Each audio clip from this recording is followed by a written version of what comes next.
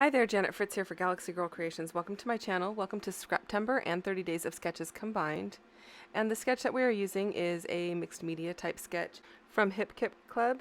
And mixed media is our Scraptember prompt for today. I decided I was going to start with following the sketch. I kind of went off of a little bit off kilter on it.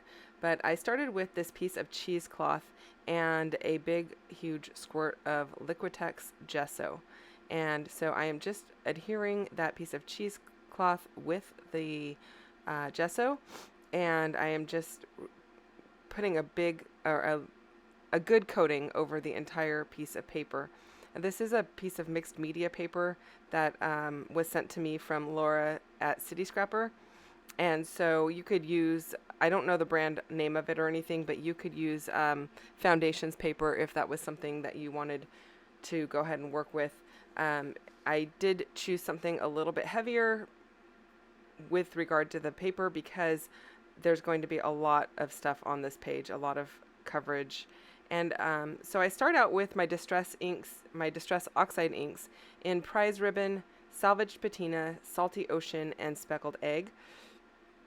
And I quickly realized that I'm going to need a lot more coverage because I want this whole page to be blue or some shade of blue, and just doing the packaging technique is not going to be enough at all.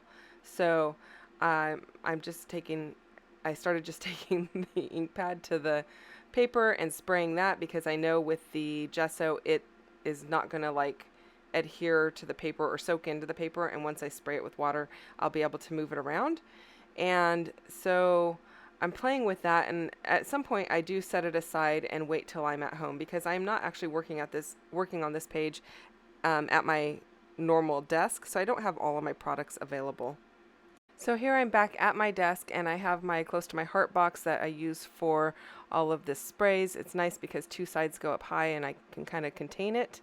And I am using a lot of water, and then I'm using quite a few different sprays. I'm going to just list them off for you. I am using Dilution's Periwinkle Blue. That's on the right. The middle one is After Midnight. The one that was on the left-hand side was Nouveau Sparkle Spray in Peacock Plume. And then the three that I showed this in the second handful were Shimmers Colorings, and it's called Ahoy Matey. That's the color. And some Nouveau Marine Mist, and some Heidi Swap Peacock. And so I've got a ton in there, and you can see this paper is completely saturated by the way that it's moving around. It is no longer stiff by any stretch of the imagination. And so I'm not really sure that the gesso is still really doing a good job. I mean, it is allowing things to run, which is great because you can see it running there, and I like the way that it kind of fades into from one color to another color, and so that is great. But when I flip it over after everything is said and done, there is definitely some blue splotches on the back of the paper, so it definitely seeped through somewhere. Anyway, I decided I wasn't really fond of the way that cheesecloth looked. And it was probably because I used a couple of layers of it. It wasn't like I just put one layer on. And so I decided to pull out some modeling paste, and that is just from Deco Art, I believe. And as I mix it in on the paper, it is picking up the blue ink, so it is changing colors. That was not intentional. It just did that, and it was a happy accident. I thought I was just going to have to ink right over it once it dried, but it definitely blended in. And I'm putting some of that into other areas just so that it doesn't look like a bad job of affixing, like, I don't know, if at Halloween when you try to put a fake scar on somebody or whatever, and it looks really fake because it's the only raised part on their body. I didn't want it to look like that. It's probably a really poor analogy, but you can see I'm putting it into some other areas just to give some extra texture. I'm also trying to kind of blend out where that big piece of cheesecloth is and have it kind of blend more. And I'm not super happy with how it's coming out, honestly. So I play around with it more. I want some lighter areas, and so I pull out some liquid watercolor. This is by, I believe it's called Ecoline, and I pulled it out in white. I didn't even know there was such a thing, but yeah, this is white watercolor.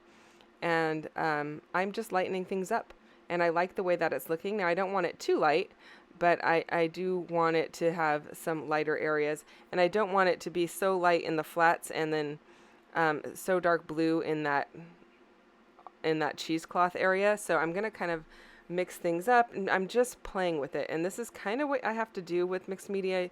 I don't always know how things are going to react. And sometimes when I don't think something looks good, before I throw it away, I kind of tell myself, you know what, you're going to throw it away anyway, so just keep going and see what happens. And right there, there was a cat hair on my paper, so I just was pulling that off with my tweezers in case you're wondering what was going on there. So yeah, a lot of times you just have to keep going and add more, add different textures, add different shades, and hopefully at some point you will get the shade that you want. I am definitely going to put some of these white. I'm not going like a solid white. I've added quite a bit of water to that watercolor so that it does lighten it up a little bit, and so, or it makes it more translucent, and so I'm putting that into some of these darker blue areas to kind of lighten those up as well, as you can see there. And I'm liking the effect that it has on it. And when all is said and done, I'm really happy with the way that this layout comes out, but you don't really see as much of this big cheesecloth area. It looks like a big scar to me, but you don't see as much of it because I'm going to add enough embellishments and my photo and everything right over that area. And so that's also something that you have to kind of take into consideration when you are doing your mixed media. Wherever your photos and your embellishments are going, whatever area that's going to cover, it's going to mean that you have to have your mixed media spread out a little bit further than that, because otherwise it just all gets completely covered up. So I'm just going in, and once it's actually pretty dry at the moment, so I'm just going in and adding a little bit more of this white watercolor to kind of soften it up. I kind of want it to look ocean-like because, as you see in the photo there, it's my daughter and my grandson. They're having a sweet moment on the beach, and the waves have those white caps on them, and I like that look. And then we've got the sand in the foreground, so it's got some lighter areas, darker areas, and then you can definitely see the sky is lighter than the ocean. So I'm just playing on those colors. And when I originally started this piece, I started this thinking that I was going to go in an album, and it was just going to be another layout in either Noah's album or my album. I'm not sure which, probably his. But when all was said and done, there was so much stuff on it that I actually am framing it. So this has kind of become an off-the-page type of layout. It's actually still on a page, but it's not going in a binder. It's more of a wall art maybe. And so, and I don't think my daughter actually listens to my channel or watches my channel. She is subscribed, but I don't think she actually watches. So if she does watch, she's going to have a spoiler alert that this is probably going to end up being a gift for her. So I really do like the way that it came out, and I'm just kind of like playing with that white watercolor and just shading it in here and there, trying to use it up, lightening up areas. And then as I lighten up areas, I'm able to tap that paper towel over the top of it, and it picks up some of the blue ink because I'm just kind of re-wetting it. And so then I had this fishnet, and I know everybody's going to probably ask where I got this from. And many years ago, probably like 10 years ago, somebody in our area was selling all of their crafting supplies off, and my mom and I went to look at him. We bought a bunch of crafting supplies, and that fishnet was a decoration in her craft area. And I asked her if she was selling that too, and so I bought it.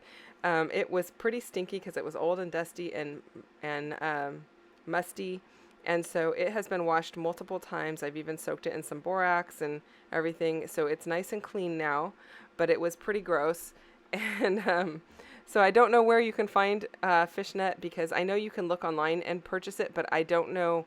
Last time I looked was before I purchased this, and it was really hard for me to tell how large the squares of the fishnet were. Because obviously for scrapbooking, you want it to have those little tiny squares. I didn't want it to be like what you buy maybe at a Halloween store, and then the netting is actually these really large squares. So I apologize. I'm not really much help in that matter. So what I did was I just used my hot glue gun and I glued it in the areas where I wanted it to stay on the back side. And so that's what I was doing there. And now I've decided I want to add some sand, but I want my sand to be sparkly. So I've pulled out some sequins, and the sequin mix is a custom sequin mix that I made. And it was leftovers from my parents' 50th wedding anniversary. All of the invites were shaker cards, and they had this mixture of gold and black sequins in little tiny ones. And so I am using some of those mixed in with the sand and some matte gel medium. So I'm just mixing them up, and then I'm going to scoop them over onto my page and smush them down into the net and hope that they all stay. And spoiler alert, they do all stay. So that's a really kind of happy. But I really love the way it looks because it has that sand in it, but then there's that gold sparkle from the sequins and the darker bits from the black sequins. Some of the sequins are these little tiny flowers, but they look really great, and I love the way that it turns out. So if you're trying to adhere these chunky items, matte gel medium, or any gel medium works. I prefer matte over glossy, but you could use either one. And just mix them in ahead of time. You can actually color your gel medium as well with some kind of acrylic paint or spray or whatever, but I want mine clear, so I'm just leaving it clear.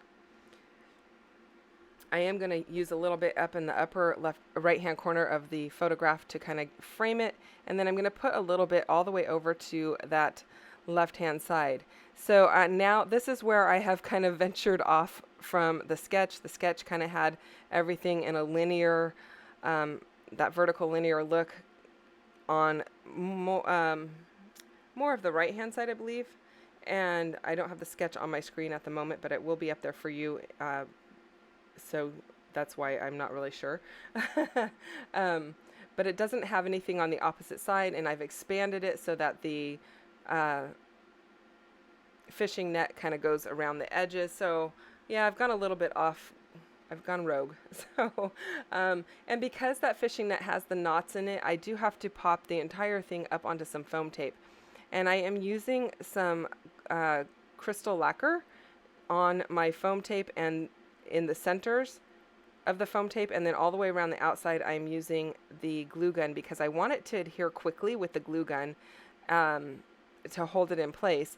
But I want that crystal lacquer to hold everything down in the middle. I didn't want to use the glue gun because I thought by the time I got to from one side of the paper to the other, or from the outside to the middle, it would be dry and not adhere as well. So that's why I went with the liquid in the middle and then the glue gun around the outside. So now I need to pop my photo up, and so because of that mesh of the fishing net, I cut all of this foam into little squares and or triangles, and making sure that it all fits in there. And once I'm sure that it fits, I am going to go ahead and glue those down. And I'm going to use my glue gun again because I'm going on top of mixed media, and it would take too long for my liquid glue to dry. And so I'm just going to go ahead and glue those down with my glue gun. And I cut that part of that out. And I'm having to do 2 layers. So now this is the second layer, and I am gluing the non-sticky side to the sticky side. If you try to adhere the foam to itself with its own adhesive, it doesn't stay very well. So I used my glue gun, and then I peeled the backs off and I stuck my photo down to it. And now I have these pieces of wood. To me, they have always looked like an underwater type item, like coral or something like that. And so that's what I'm using them as. Those are from Prima. They're super old. They've been in my stash for ages. So I don't know if you can even still get them, but I really like the way that they look. And then I have those little bee golden charms, or they're not really charms, stickers, golden resin pieces. And those little bees not around anymore, and so I don't know that you can even find those. And then the kind of coppery green charms, those are from Prima. and I don't know if you can get those anymore, but you know, you don't have to use exactly the items I'm using if you're trying to replicate something that's similar. You can use wood veneer, you can use real seashells, and I will be pulling out real seashells here shortly. You can use all kinds of different items that are not necessarily the ones that I have. You can alter them. You can alter your wood by heat embossing them with gold embossing powder, or white embossing powder, or black, whatever color you want. You can also ink them with metallic ink. You can paint them with acrylic paint. So you don't have to have everything I'm using to make the exact or make a similar layout. This just happened to be what I had. And so that's what I'm working with. And so I really like the way that it's coming together. I did struggle with those 3 pieces to kind of see, to get them to fit right. So I played with them a little bit. I didn't want them to cover the photo too much, and I didn't want it to look like they were the exact same piece used over and over again. And in fact, they're not the exact same piece. 2 are the same, 1 is different. But I finally get it to a spot where I like it, and so then I decide I'm going to go ahead and glue that down, and I'm happy with the way that that looks. And I did pull out a punch. That was a Tim Holtz punch. You can see them there on my desk. I think one is supposed to be a branch, the one that's at the top, and the one that's at the bottom, I believe, is supposed to be some kind of leaves. I don't know the names of these. I don't even know if they make them anymore. Again, I've had these for quite a while. But to me, they look like underwater foliage. So either kelp or coral type of stuff. Not that coral's a foliage, but they kind of look like that to me. So I just pulled out some papers in some muted greens, and I punched those out. And in fact, some of that paper was Christmas paper. Nobody's ever going to know what paper it is, but it had the right tones on it. And so don't be afraid to look into using other papers to complete your project, even if you don't think that they might be the right paper. So when I sort my scrap papers, I sort it by, well, at my mom's house, we sort it by color. And so we have green, and then we have green patterned, blue patterned, red patterned, and so on, because there's quite a bit of it. And so I typically will just go into the green patterned papers that are all just scraps. And if they've got the right tones, I'll pull them out and punch them, because the punched area is so small, that the area that you're going to use is so small, you don't see the design on it at all, but it doesn't look flat. It gives it more life, basically. So it's definitely more interesting, because when you look at a tree or a leaf or a flower, it's not a flat color. There's definitely shades of that color. Sometimes there's like little brown speckles on the edge of your flowers or your leaves, or golden or whatever color. And so don't be afraid to go and check your other colors that might work, even if there are for some other themed item. Okay, so now I am gluing down a bunch of these embellishments that I have here. That is actually a real starfish. It has been in my stash for quite some time, and we have stores along the coast that sell that kind of stuff, and I bought it there maybe a dozen years ago. And so that is real. And then there are some clear plastic sand dollars, and those were from Redefined Creative, and they've been in my stash for over a year probably. And then again, those Prima pieces, I am tucking those Prima pieces in because they are actually charms, and they have a loop at the top of them, but I don't really want the loop to show because, you know, a shell and a starfish don't really have loops on them, and I want them to look more like they are not a charm. But I am going to use the anchor piece with the loop at the top, because that seems normal to me. An anchor does usually have a loop where it would attach to a chain or a rope, and I will put some twine into that little loop and create a bow. So I really like the way that that ends up looking. You're going to see that coming up in a few moments. Now I know this video is very long, but it is there's a lot going on in this video, so I hope that you stick with it. One thing I wish I would have done, I did cut down that blue paper by a quarter of an inch on two sides, so there's an eighth of an inch reveal. I wish I would have cut it down just a tad bit more. So maybe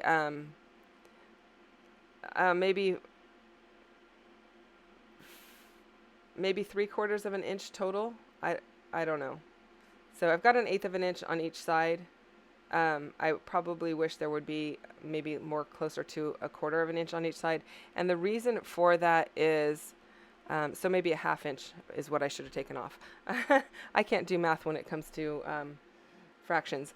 Anyway, so the reason for that is because when I put it in the frame has,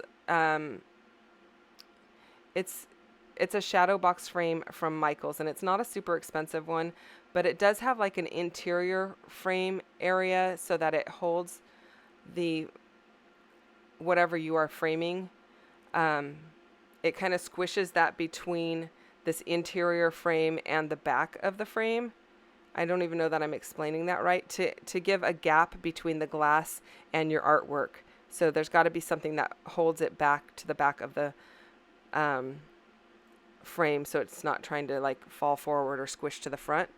And so I had a hard time kind of squishing it in there because I didn't cut off quite enough, and I couldn't actually go back and cut it off later because I've got that netting all the way on three sides, and then I've got the sand on the other side, and so it was just impossible to do that. But I made it work, and it looks fine. You don't notice it, but it was kind of a bit of a struggle, so I would cut that down just a tiny bit more if you're planning to frame yours.